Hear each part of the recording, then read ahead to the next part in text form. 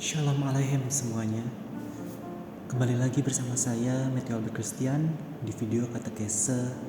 Dan hari ini kita akan membahas tentang sakramen pengurapan orang sakit, atau juga yang biasa disebut dengan the anointment of the sick, atau dalam beberapa kasus disebut juga dengan extreme unction.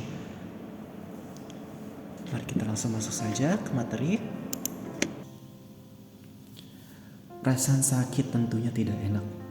Tidak ada yang suka sakit, terbaring, lemah, tidak tahu bisa apa, tidak tahu apakah bisa sembuh sebanyak apapun obat yang sudah diminum, terutama sudah sakit sekali, penyakitnya sudah sangat berat, bahkan mendapatkan vonis yang tidak mengenakan dari dokter yang menangani.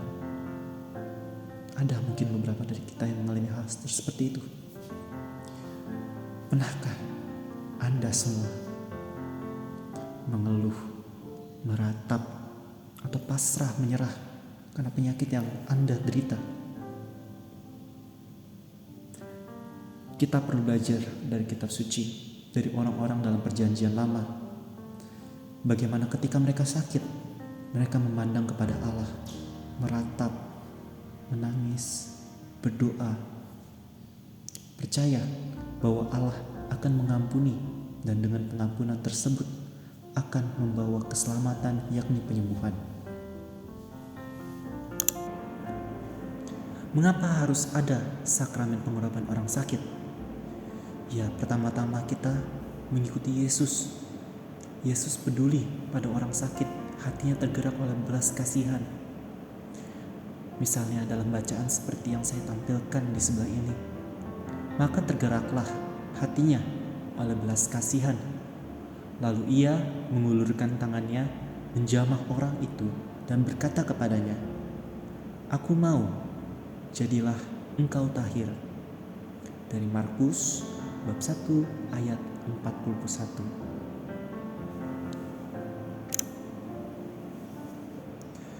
Yesus pun mengutus ke-12 muridnya dan juga murid-murid lainnya untuk bukan hanya mewartakan kerajaan Allah, tetapi juga berkarya menyembuhkan orang-orang sakit di daerah yang mereka kunjungi.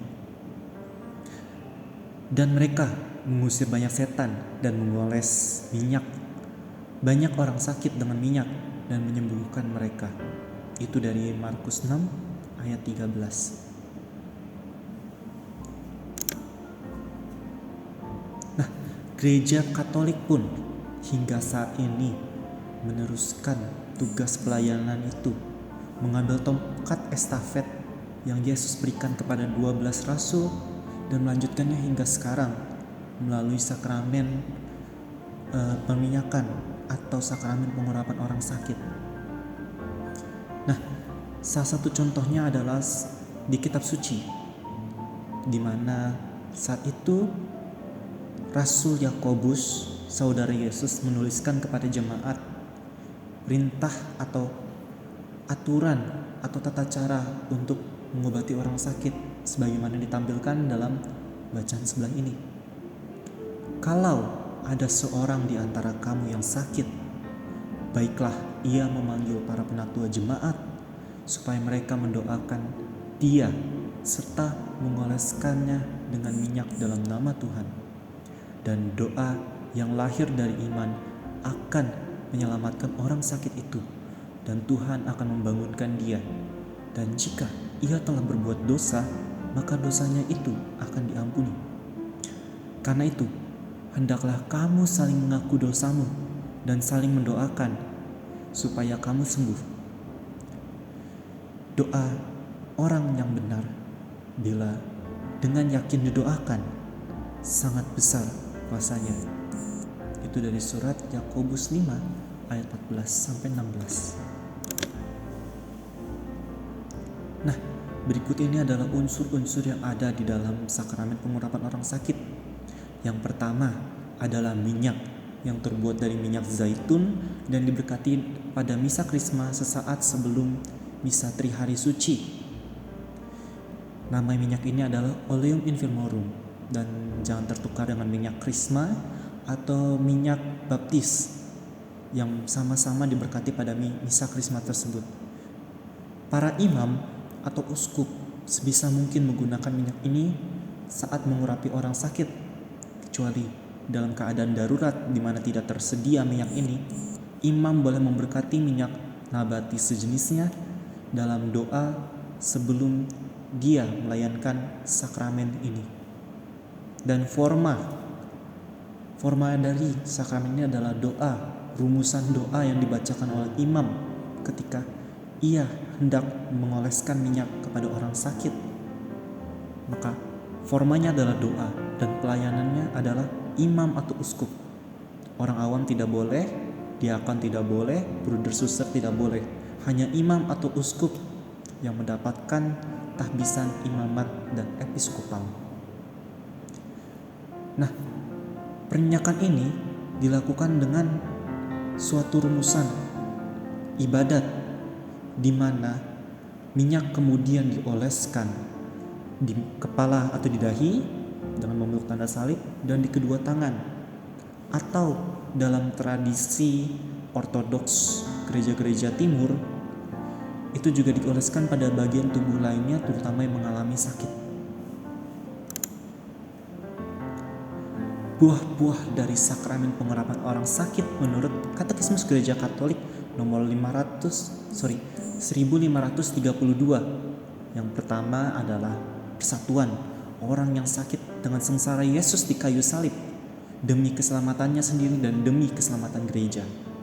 Dan yang kedua adalah penghiburan, perdamaian, dan keberanian untuk menderita secara Kristen sengsara yang ditimbulkan oleh penyakit atau usia lanjut.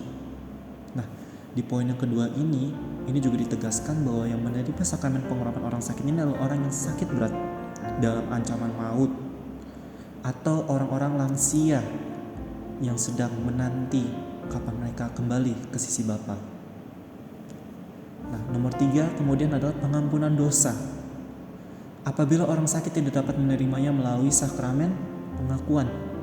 Ya, sakramen pengurapan orang sakit juga memiliki unsur sakramen rekonsiliasi, pengampunan dosa. Jadi memang misalnya kalau dalam pasien dalam keadaan koma tidak sadarkan diri dan kemudian diberikan layanan pengurapan orang sakit dengan asumsi imannya, jika ia sadar pasti mau menerima sakramen ini, dia akan menerima juga rahmat dari sakramen pengakuan, rahmat pertobatan, rahmat pengampunan dosa. Yang keempat, ada penyembuhan. Kalau ini berguna bagi keselamatan jiwa, perlu diingat bahwa sakramen pengurapan orang sakit pertama-tama dalam menyembuhkan jiwa. Tetapi kalau Tuhan berkenan, maka melalui mujizat Tuhan dapat menyembuhkan juga orang sakit itu. Dan yang kelima adalah persiapan untuk peralihan ke hidup yang lebih abadi. Dengan kata lain, jika Tuhan menghendaki orang ini meninggal setelah menerima sakramen pengurapan orang sakit, maka jiwanya telah siap untuk kembali ke sisi Bapa dengan tenang. Oleh sebab itu, sakramen pengurapan orang sakit juga seringkali disertakan dengan pemberian viaticum atau komuni kudus sebagai bekal perjalanan peralihan ke hidup yang kekal di surga bersama Bapa. Sebagai penutup, ini saya berikan sebuah quotes yang mungkin sudah tidak asing di telinga kita, yakni kata-kata sang perwira Roma ketika Tuhan hendak datang menyembuhkan layannya, hambanya. Ya Tuhan, saya tidak pantas Engkau datang pada saya, tetapi bersabdalah saja, maka saya akan sembuh. Kita tidak hanya mendoakan ini ketika doa syukur agung setelah pemecahan roti dan mendoakan anak domba Allah, tetapi kita meyakini ketika kita sakit, Tuhan akan menyelamatkan. Terima kasih telah menonton. Semoga rahmat Tuhan selalu bersama kita semua.